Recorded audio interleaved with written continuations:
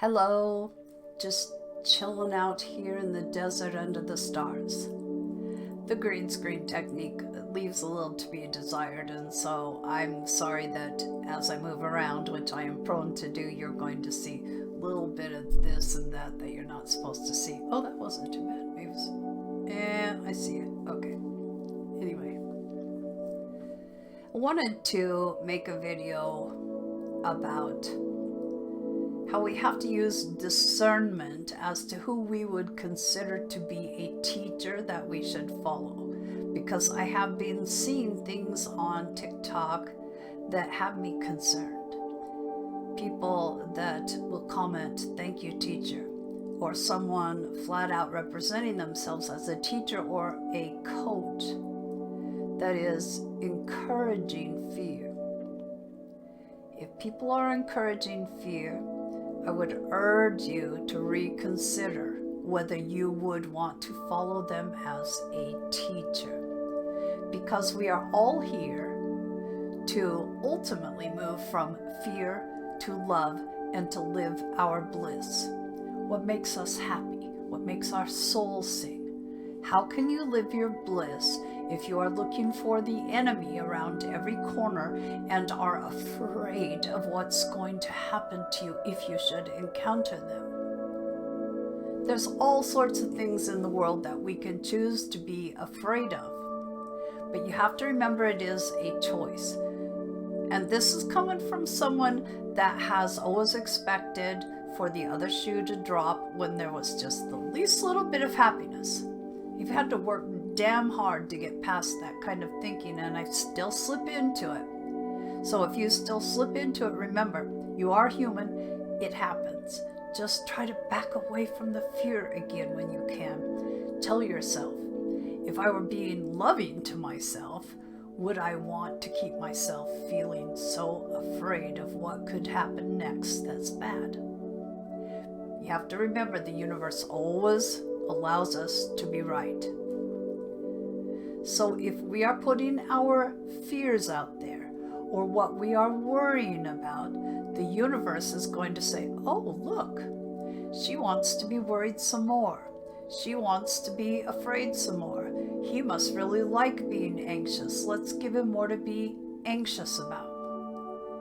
I'm not saying that it's easy to come out of fear. A lot of us have had terrible things happen throughout our lives, and it's hard for us to believe that we don't have to be afraid of everything. But let's get back to the fact that these are people that are representing that they are spiritual teachers. No spiritual teacher should be encouraging you to be fearful. And so if we're talking about watching out for the enemies at work, or the person that's going to fuck you over at the mechanics, or whatever it may be, just think about, is this really someone that I want to respect as a teacher if they are encouraging me away from my ultimate goal to live my bliss in love? Now, the other thing is I am seeing people that should so know better, teachers, coaches, that are encouraging empaths to see themselves as victims.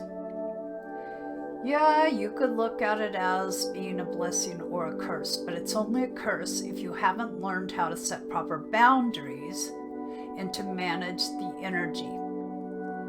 You are not a victim because you have empathy for people. There are ways to manage your energy. But the one example that set me off this morning was seeing someone that has a lot of followers that was talking about being such a victim of energy vampires. So let me tell you this. No one can suck your blood or take your energy as an energy vampire unless you allow it. And you allow it because you don't have good enough boundaries. Now, I never was a horror movie person, but I've seen a couple things, clips of vampires. the man with the fangs who bends the beautiful woman over and acts as if he's going to kiss her neck, and then sinks his fangs into her neck and takes her blood. An energy vampire is not that different. They need a willing victim. You know, the vampire is often portrayed as seducing his victim. And yeah, maybe we wouldn't see it as seduction, but we can't have our energy stolen from us or robbed from us unless we are allowing an interaction where it can happen. It's the same with your personal power. People like to say, oh, he stole my power, I am such a victim. No, you're not a victim. No one can take your power from you. You allow it. If there's no interaction that you're allowing, there's not going to be any giving away of your power. So don't tell yourself that some bastard took all your power away and you are a powerless victim. You had to have encouraged interaction, encouraged as in allowed, for your power to be taken away in your view.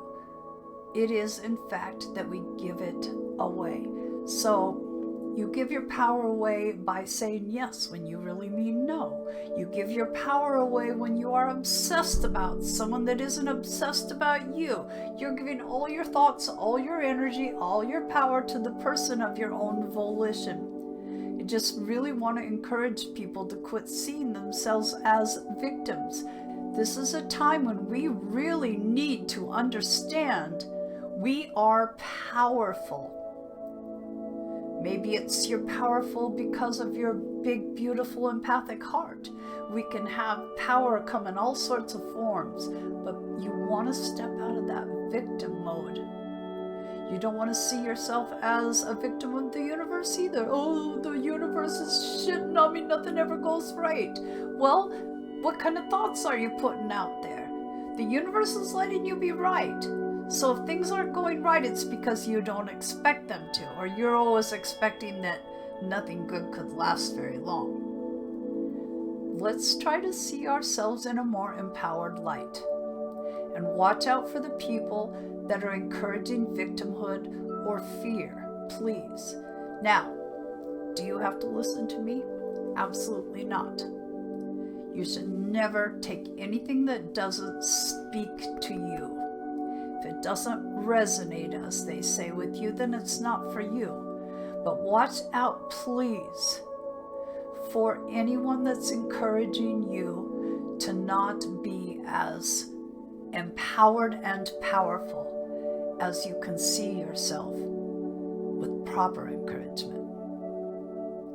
The other things are not empowering if they're telling you to embrace fear. They're not empowering if they're telling you that you should always be tiptoeing around looking behind you to see who might be out to get you. You create your reality. You co-create with the universe. If the universe is going to let you be right about being strong and courageous and amazing and powerful. Just my 2 cents.